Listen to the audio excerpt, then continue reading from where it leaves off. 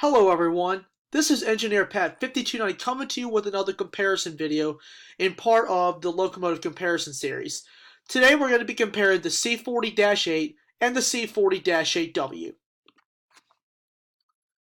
The GE C40-8 model and its variants, the C40-8W, which simply meant it included the wide safety cab, began the company's present-day reign as the premier diesel locomotive builder. By the time GE had finished building the Dash 8 standard cab, 1,500 units had been sold through the mid-1990s.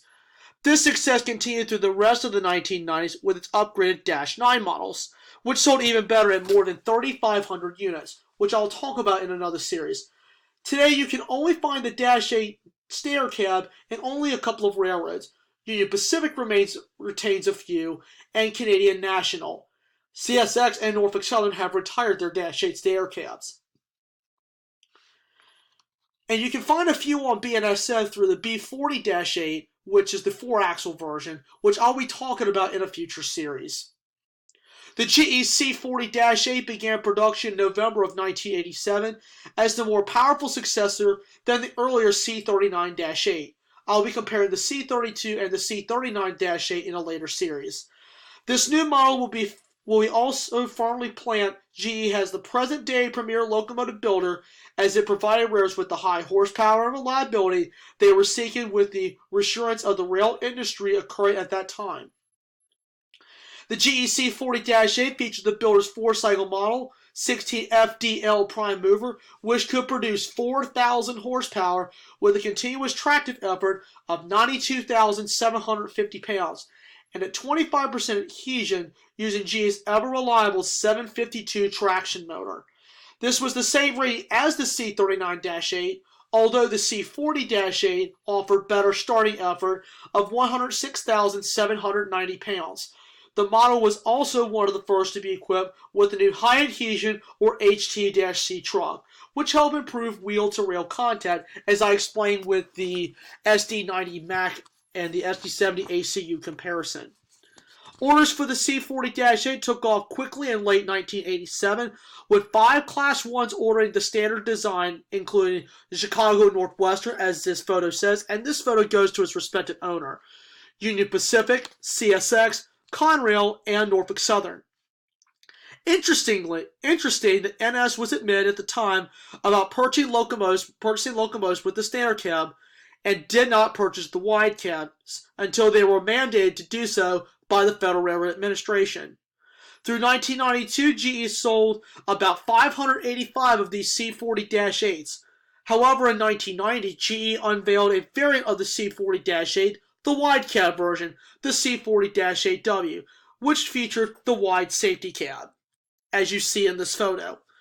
The car body and the exterior of this model has remained relatively the same with the newer Dash 9s all the way to the new Evolution series. Featured a sloped and beveled front nose, rectangular and thin windshields, the slight bulge behind the cab, which housed the dynamic brakes, and finally, the rear flared radiator, or known as the wing, as you see in this photo. When production had ended on the Dash 8W in late 1994, it had sold nearly twice as well as its predecessor, with about 900 units built. It's also noted that there are several variants of the model built aside from the popular Dash 8W. The first was the C40-8, which was identical to the original mechanically, save for its full width cowl cab and car body. Only used in Canada, and it was sold to BC Rail. I will be talking about this in a later series. And Canadian National and the Quebec North Shore and Labrador Railway, which only ordered just a few. There was also the C41-8W design. Again, it was identical to the original, with an extra 100 horsepower. It was rated at 4,100 horsepower. I'll be talking about this locomotive later in another series. That locomotive was only purchased by 2 railroads, Santa Fe ordering 25 in their 900 series, and UP ordered 83. Finally, there was the C44-8W, which had 4,400 horsepower. This design would be extremely popular in the Dash 9 series, but here it was ordered only by CSX, which only purchased 53, 9,000 through 9,052, which CSX classifies as their Dash 9s. There are Dash 9s that are built to Dash 8 specs. The locomotive was identical mechanically except for the added horsepower. While GE's locomotives are known for their reliability and have not tended to hold over the long running as EMD's designs, such as the SD40-2, the GP38-2, or the GB40-2.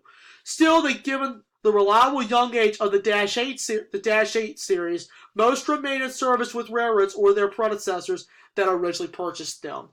A few Dash 8Ws are lingering around on NS and CSX.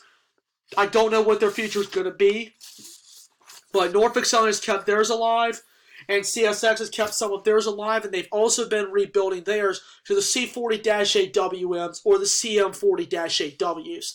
CSX has just been having an upgrade on the inside, an overhaul, and a paint job. So, I hope this little explanation helps on the Dash 8 standard cab and the Dash 8W. I will be doing the C41-8 as well as a couple of other variances of the Dash 8 series. This is one of about maybe a couple of the Dash 8 series that I will be doing. Some requests have already been made for some other projects. I will be announcing that in an upcoming announcement video. I will provide other details on that. But I hope you guys enjoyed this compilation of the C40-8 and the Dash 8W comparison.